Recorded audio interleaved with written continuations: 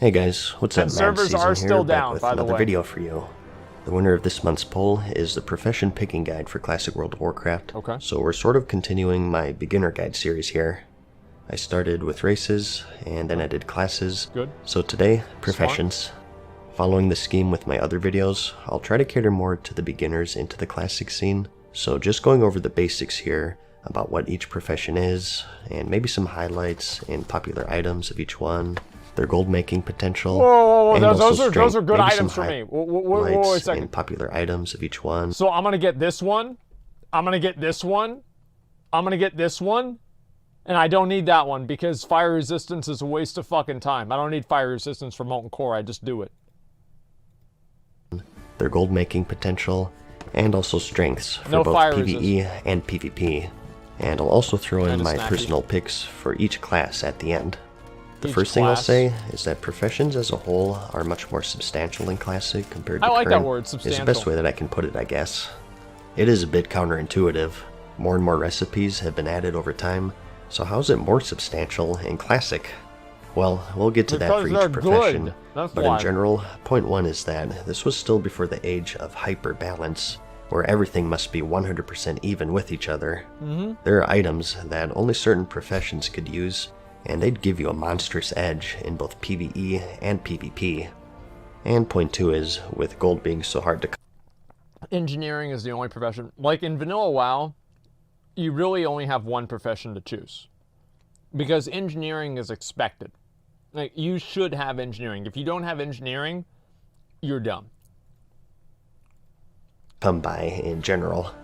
In the modern game, you kind of get gold passively just by playing the game, Yep. through world quests or table missions, generous vendor prices, and so on. But back then, it's a struggle, so these professions are going to be vital. And point three is that some of them are quite grindy and difficult to level, suck. which is just exacerbated by It point sucks two. dick to So level knowing these what you professions. want and what each one gives will save you a lot of time and money down the road, so you're not constantly switching around. We have 12 in total, and that's 9 primary and 3 secondary. Let's start with the primary professions first, specifically gathering, and work our way up from there. First up, we have the skinning profession. As you'd guess, you skin your slain enemies and harvest their precious hide. It's commonly paired I genuinely thought he put the picture up of me there. For just like that split second, I thought that was me. with the leatherworking profession, where you can craft various leather and mail armor pieces. More on that later. But overall, it's not too different from the current game. I guess that maybe a unique quirk is that they're pretty vital for raid progression actually. You need to skin the broodmother of the black dragonflight, Onyxia, to harvest her scales, and those are used by leatherworkers to make a special cloak that allows players to survive the Nefarian fight in the Blackwing Lair. To skin her, you need to have a skill of 315, so with the cap being 300, you have to get special items and enchants to get you there. So there's more to it than just right-clicking enemies. That was so fucking cool. Like, can we talk about how fucking cool that was? Like, do you have to have special items to, like, increase your skill of skinning? Like, I mean, I don't know. I thought it was just awesome. Like, I don't... Oh, man, dude. It's just, I don't know. Everything was in the game for a reason. There's, like, a certain level... I don't know, man. It's just so good. Like, I genuinely... I don't know how... It's, you know how, like, people will look at, like, a pineapple and use it as evidence for God because there's no way that a pineapple could just randomly begin to exist? Because it's like, how the fuck does a pineapple happen? You know what I'm saying? Like, and just like different, like massive, like just completely like perfect structures and things in the world that happen. And it's like, how the fuck could this ever happen if it wasn't divinely inspired? That's how I feel about Classic WoW. There are so many of these perfect things that happened. It's like God must have made this game. Like, it must have been like, it's like, you know, whenever they say that writing down the Bible was like divinely inspired by God, I think Classic WoW was the same thing. You're going to want at least one Master Skinner along with your raids, Serious. because there are so many skinnable enemies that would otherwise simply waste away. So overall, a very important profession to have. Next up though, we have mining, which is commonly paired with blacksmithing and engineering. Blacksmithing. Same sort of deal here. It's not Good hugely old different from traditional the current game. You go around and harvest various mining veins spread throughout the world. A minor difference being that each vein has multiple hits, so they're a bit more time consuming. Y'all ever go to one of the fucking mines and then somebody else is mining and you start spam clicking it, then you start mining it and you get their fucking ore? Whew! That was good. I love that shit, man. I would do that all the time. To harvest, and combine that with the fact that back then you could actually fail at gathering, and the increased gathering time in general could mean that you'd be clicking on the damn thing for like a minute. Their special resource is dark iron, which can be found in the molten core raid, although it's not exclusive to the zone. But you make bars from this, and blacksmiths need those to make some fire-resist gear, which is crucial for raid progression. Molten core is like amazing for smelting them requires a bit of work though, as you have to complete a quest to learn the recipe, and you can only smelt them at the Black Forge, which is located deep inside the Blackrock Depths dungeon. There's also the Elementium ore, which you don't mine, but rather you loot off the technicians in the Blackwing Lair raid. But to smelt them, you have to be a miner. You learn the recipe from the elemental shaper Crixix, who's a hostile NPC found in the same raid, but if you have a priest, you can mind control him and converse with him, and he'll teach you the recipe. I thought you just killed him and he dropped the thing. Is most notably used for the creation of the Thunder Fury legendary, really? which is the best tanking weapon in the game for Classic. Yes, it is. So again, another crucial profession to have in your guild. I'm getting it, by the way. And as for herbalism, for those who feel more at home frolicking through a field of flowers, this is the profession for you. This is typically paired with the alchemy profession, I'm gonna get on a and this is largely unchanged from the current game in terms of functionality. You go around picking flowers, that's pretty much it. A frustrating thing is that just like mining, you can actually fail at picking them up. That's great. Don't even ask me how that works. Maybe you're a bit too manly like me, so you have to focus your thoughts on more feminine things to properly pick them up. That's a big boy. But your big endgame material will be the Black Lotus, which is used for high-end flasks, and an item called the Gurubashi Mojo Madness, which you need for an optional boss in the Zul'Gurub raid. Damn, I guess one thing to say is that back then, you could only track one resource at a time on your minimap. Either herbs or mining nodes, not both. So for those who want double gathering professions, you may be better off just grabbing skinning as a second, unless you feel like constantly switching between herbs and veins. Yeah, it's awful. Next, for the crafting professions, let's just go alphabetically here, starting with alchemy. With this, you of course make a variety of consumables to aid you in your adventures, and you have 3 types, and that's potions, elixirs, and flasks. Potions are a bit overpowered in Classic because you can use multiple ones in battle actually. In the current game, you'll notice after using a potion, the cooldown only starts ticking after you've exited combat. It's why pre-potting before pull is so important, but in Classic, the cooldown starts regardless if you're in combat or not. I kind of like that, but I kind of And you have the stuff that you'd expect. It's hard for me to say. Health potions, mana potions, rage potions for you warriors out there, and potions to absorb certain elements.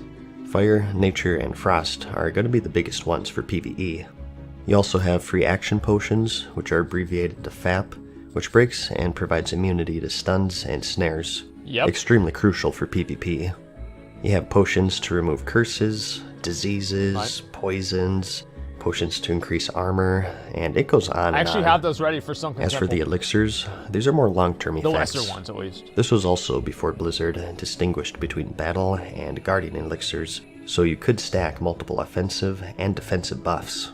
Typically, if they didn't provide the same stat increase. For example, you can stack an elixir of the mongoose with the Winterfell Firewater, but you can't stack a greater agility with a lesser agility since they're the same stat. And you also have flasks, which you can only have one active at a time, just like current. Imagine if you could have all 3 flasks on at the same time. Mana, immunity, but root and pacification, spell damage, and health. These take quite a large amount of materials to make, and they're only craftable. Wait, so what was the damage flask? Like, I'm trying to remember quite a large amount of materials to make, and they're only craftable at special alchemy labs.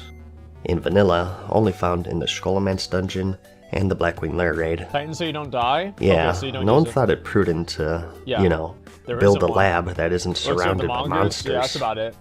So That's some may OP as find fuck. that Isn't it like annoying. 2% crit or I something? personally think it's kind of neat, It's fucking and insane. it adds a bit of flair to the profession. It makes you think twice before blindly popping flasks, and it gives them more value on the auction house since you have to go so out of your way. Yep. You also, of course, have the power of transmutation, so you can play God if you want to. You can transmute essences, air to fire, fire to earth, earth to water, and so on. Mithril bars to true silver, iron to gold, thorium bars to arcanite bars. Arcanite bars, of course, being crucial in the creation of the legendaries, sulfurous. My mom was a transmute master, and I remember she was so fucking happy, and this is during BC, whenever she transmuted a primal might, and it procced to 5 primal mites. Like, I mean, that's basically like, just imagine printing 500 gold in Burning Crusade. It just procced to 5, and she was like, "Oh my god, oh my god, oh my god, oh my god!" And I remember she would like want me to like give her materials to like transmute stuff, and she was really, really into it. The Hand of Ragnaros, and Thunder Fury, as well as other powerful items. I need to make that line. The catch is that these transmutations have a 2-day cooldown, and they all share with each other. Actually, we too. The good side, though, really is care that it about week creates a 1. market That's for on a just level. your cooldown. A common practice back then was for someone to there's no way supply it's the gonna happen on alchemist week with 1. I didn't do materials that. for a Week 1 of being transmute 60. and some gold to essentially buy their cooldown. So, it's essentially a lazy man's way of getting gold. All it takes is a click of a button and a bit of social interaction, which I know is scary. That's but the if worst that part. fails, you can always just buy materials off the auction house and what I sell do. whatever you transmute for a profit. Overall, it's a pretty powerful profession for raiders. You can just buy all of the stuff on the auction house. They're not soulbound, of course, so if you're looking to min-max, it's not 100% essential to have alchemy. It'll just save you a ton of gold in the long run, and you'll even make quite a bit at the same time. Like I said, I think, I mean, like, yeah, all the professions besides engineering, like, don't really give you anything particularly unique, except for a few things that aren't really that relevant in endgame, as far as I know, whenever I think about it. But I think that just for, like, the fantasy and, like, the, I don't know, everything, I am going to be a blacksmith in Classic. Like, I just like that the most. it's definitely the lazy man's way of making gold. Yep. I myself am planning on getting it on a plethora of characters and keeping stocked up on materials, so every 2 days I just cycle through them all and click a button to collect some gold. Good profession. Next, we have blacksmithing. The best one. This is your weapon and mail and plate armor profession, and it's a pretty common choice for the heavily armored paladins and warriors. In vanilla, video? as a Sure. blacksmith, you have the option in specializing in certain areas.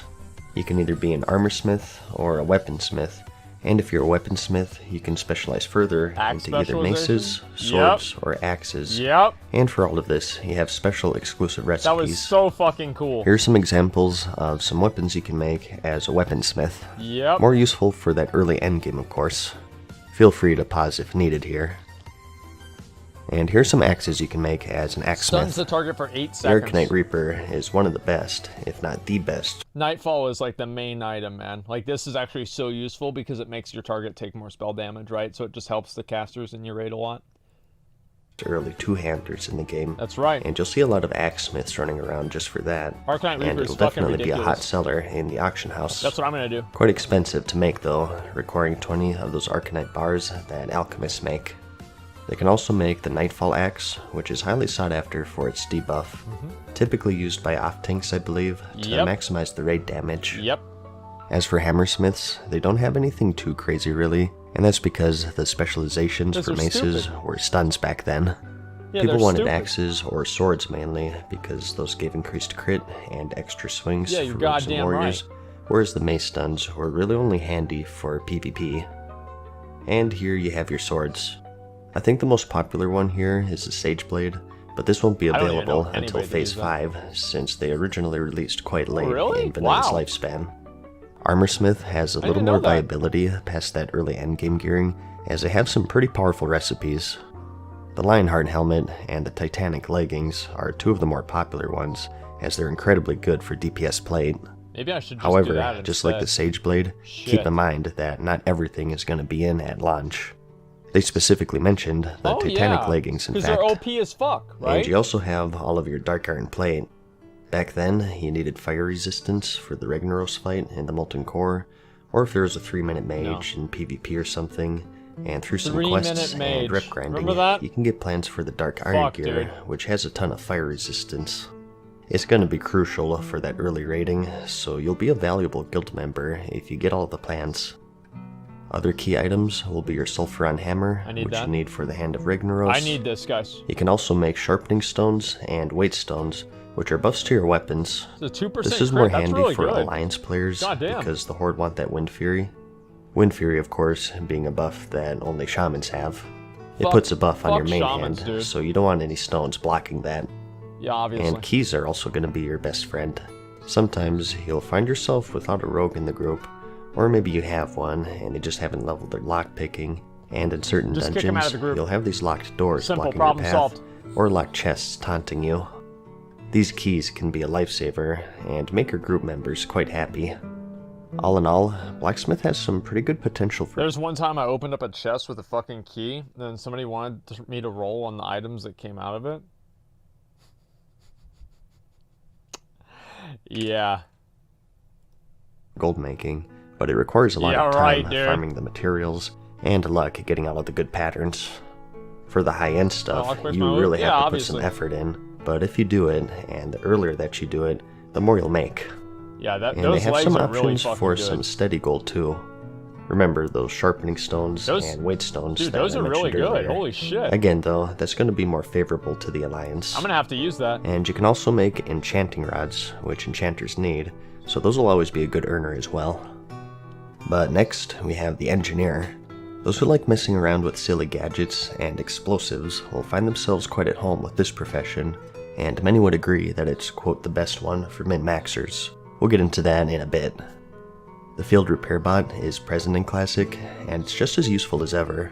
Even more so, in fact, since there aren't any repair mounts. That was the best thing they ever added, was a repair for mount, any raiding guild back then. It was amazing. They can also make a selection of guns and ammo, making it an appealing choice for hunters. I remember I made this gun was dubbed the Super Soaker in my guild for obvious reasons. And here you have your hunter ammo. You'll be needing plenty of this, as you burn through it faster than you'd think. Keep in mind that even if you don't use guns, there exist NPCs in your main city that trade bullets for arrows, making this an appealing choice for even bow wielders out there. Really? I didn't even know that. They can also make a helmet for underwater breathing, which is more useful in Classic due to the shorter breath timer in general. And you also have a selection of trinkets, which is notable since good trinkets are much harder to come by in Classic. Holy shit, yeah. My favorites were the elemental ones, where you could reflect spells. Oh, I always kept an ice reflector on hand for those pesky mages. And the fire one is especially useful if there's a 3-minute mage gibbing you. Yep. You also have the goblin jumper cables, which can sometimes bring a player back from death. Being a rogue who's quick with the vanish when things went awry, this saved quite a few corpse runs for my party, I'll tell you what. It's also great for a hunter who feigned death. And we also have the stun bombs. As an engineer, you have access to a variety of grenades that deal some AoE damage, and also incapacitate your enemies. 500 damage there are a bunch of different ones, but as I remember, most people stuck with the iron grenades, since they were the most cost efficient. There are higher level ones that do more damage, but they cost an arm and a leg to make, so it really depends on how much you're willing to invest there. So these are absolutely crucial for PvP, that's crazy. But they're still pretty good for PvE as well. It's a PvE music? Yeah, it's the Act 1. And you also have the Sephorium charges, which are equivalent to the Blacksmith keys, just a little more brute force. Bombs are better. Similar to Blacksmith, you have different expertises to choose from. Just 2 this time, and that's Gnomish or Goblin. Gnomes focus more on gadgets, such as the Mind Control Cap. This can sometimes mind control a humanoid target, including players, and other times it'll do nothing, or you'll be mind controlled to them. The Battle Chicken is quite nice, as it occasionally provides an attack speed buff to your group. 5% for 4 minutes, making it another appealing choice for endgame raiding. Wait, what? This is going to be a must for min-maxers and high-end raiding guilds. What the fuck? And you also have the Rocket Boots, which are a classic. Wow! These of course give you a really good speed boost, lasting for 20 seconds.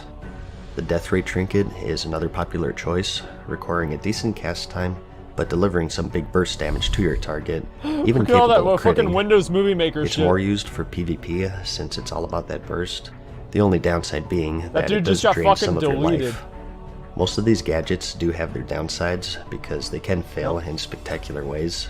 The boots can give you a fear effect, the mind control cap can reverse like I mentioned, the belt can banish you for 20 seconds, and so on.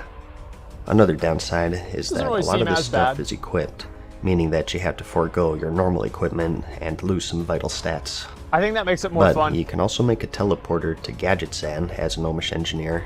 With traveling being so time-consuming in Classic, stuff like I'm this actually is gonna going to be be all the engineered more just for that, valuable, man. so this is going to be a must if you decide to go gnome. A benefit of this is that it's pretty close to Silithus, so it's a big time saver when the gates of Ahn'Qiraj open up.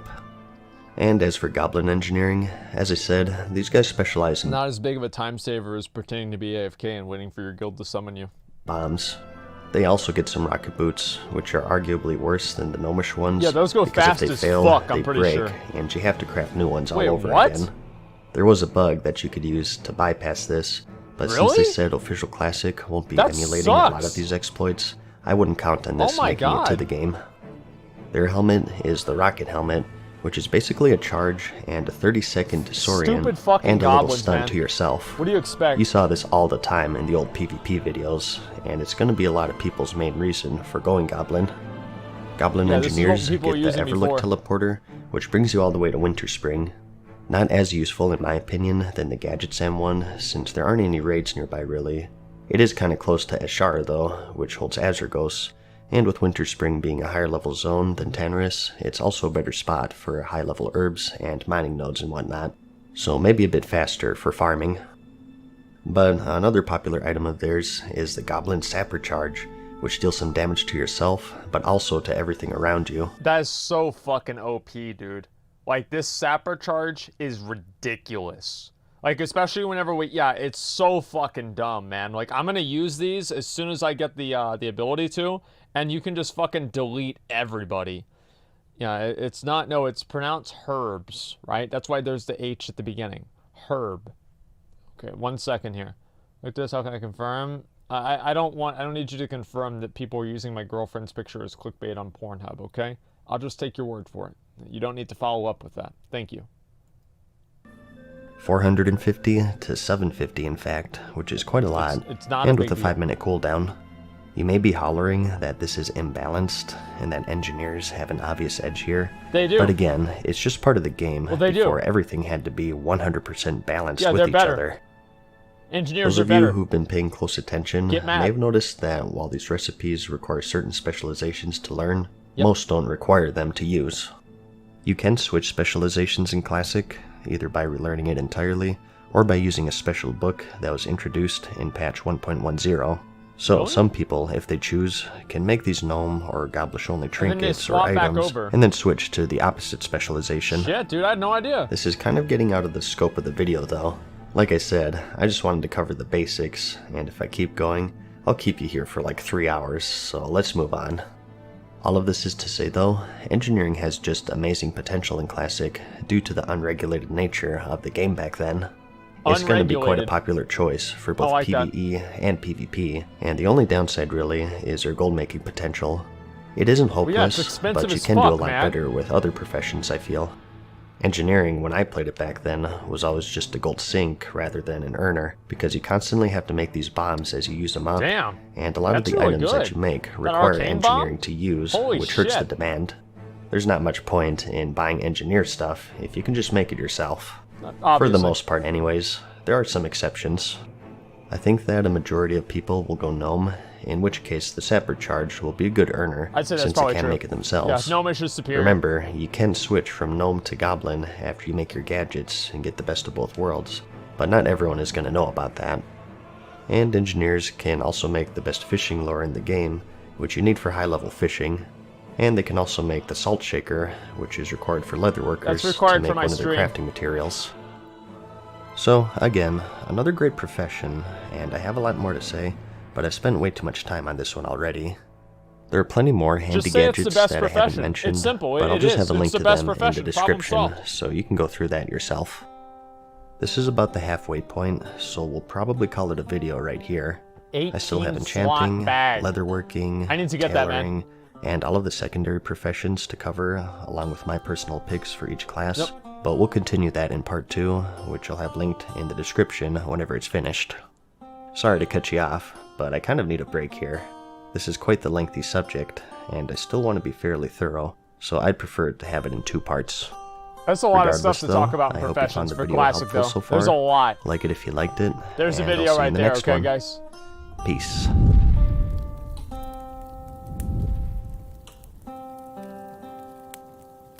Farewell for now, mortals. We hope you enjoyed today's video. See you again soon. So let's go down, we'll look at the comments real quick.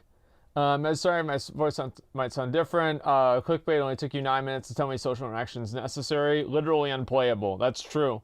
Let's see. Corrupted Ashmonger icon, bottomless bag. What is this here? Should I pick gathering professions to make some money? You should never worry about making money in Classic WoW, okay? The way that you make money is you just play the game and you just do things to make money. Like, I don't worry about making money. It just kind of happens. And if I don't have money, I just wait until I do have money. Like, I don't know. I never really worried about making money in Classic WoW. Streamer benefits? Well, this is like, I'm talking about me from like back in the day, right? In 2006, I didn't have any streamer benefits. I was just a clown. Begged the fans. I never begged anyone for money in Classic WoW. I never did that. Now, I would figure out different ways to get money from other people, but I didn't actually beg for money. Back then, I played the game like a normal person. It wasn't really until Burning Crusade that I really kind of, I really started turning into a real piece of shit.